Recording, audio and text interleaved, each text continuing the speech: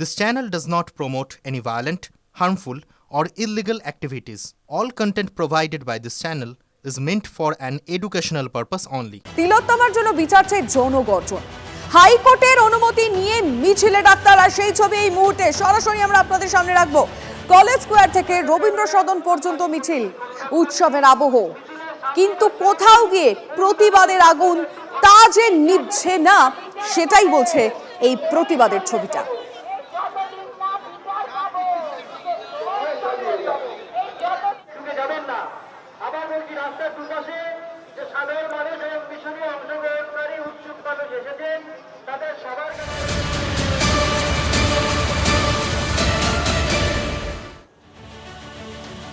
উত্তর থেকে দক্ষিণ সর্বত্র কম বেশি সেই একই ছবি।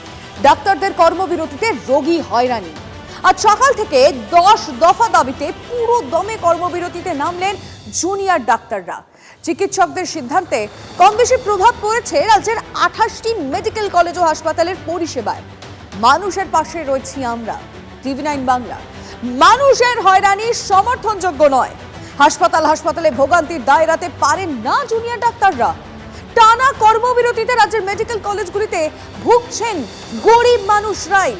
কর্মবিরতি আর কতদিন চলবে, আর কতদিন ভুগবে এই গরিব মানুষগুলো?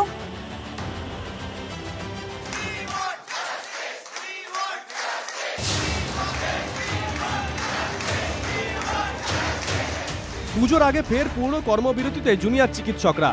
আরজিকর মেডিকেলে মহিলা চিকিৎসককে ধর্ষণ ও খুনের পর কর্মস্থলে চিকিৎসকদের নিরাপত্তার দাবিতে 42 দিন পূর্ণ কর্মবিরতির মধ্যে দিয়ে বিক্ষোভ দেখান জুনিয়র চিকিৎসকরা। রাজ্য সরকার কিছু দাবি মেনে নেওয়ার পর সেই কর্মবিরতি আংশিক প্রত্যাহার করেন তারা।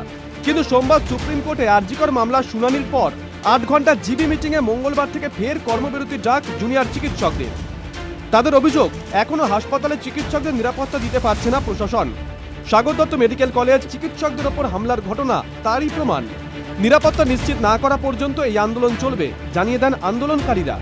কর্মবিরতির জেরে মঙ্গলবার সকাল থেকে ব্যাহত হচ্ছে পরিষেবা। অসুস্থ শিশুকে নিয়ে চিকিৎসার জন্য 10 দিন ধরে হন্যে হয়ে ঘুরছেন। কামারহাটি সাগর দত্ত হাসপাতালে চিকিৎসকদের বিরুদ্ধে এক রাশ ক্ষোভ উগরে দিলেন শিশুর মা। 10 দিন হয়ে গেছে, 3 দিন এনেছি 10 দিনের মধ্যে, তাহলে এখনো ভালো হলো না, তাহলে আমরা কিছু বলবো না? এতগুলো রুগী আছে, আমাকে একাই দেখতে হবে, তোমার কথা শোনার টাইম নেই, এইসব ভাষা বলছে কেন? বুকে জল জমেছে। সমস্যা নিয়ে একের পর এক হাসপাতালে ঘুরে বেড়াচ্ছেন বৃদ্ধ রোগী।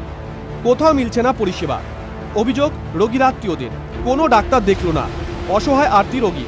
এমার্জেন্সিতে গেলাম, বললো হবে না, দেখি চেষ্টা করে দেখি, যদি নিয়ে যাবেন তাহলে এই মেডিকেল কলেজে নিয়ে যাবো। রেফার করলো কেন?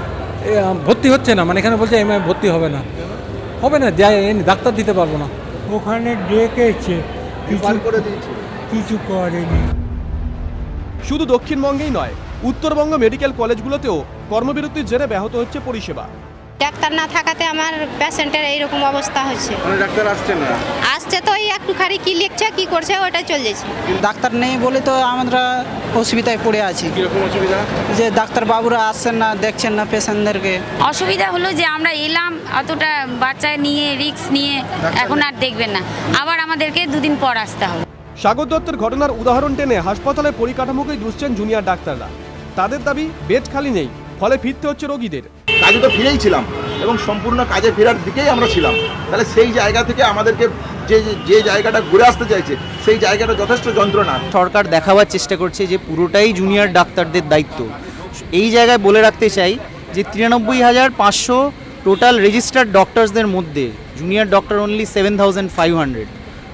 তো তাই সরকার কি পুরোপুরি এই কথাটা কি ঠিক বলছে যে পুরো পরিকাঠামোটাই শুধু এই 7,500 জুনিয়র ডাক্তারদের উপরে ডিপেন্ডেন্ট?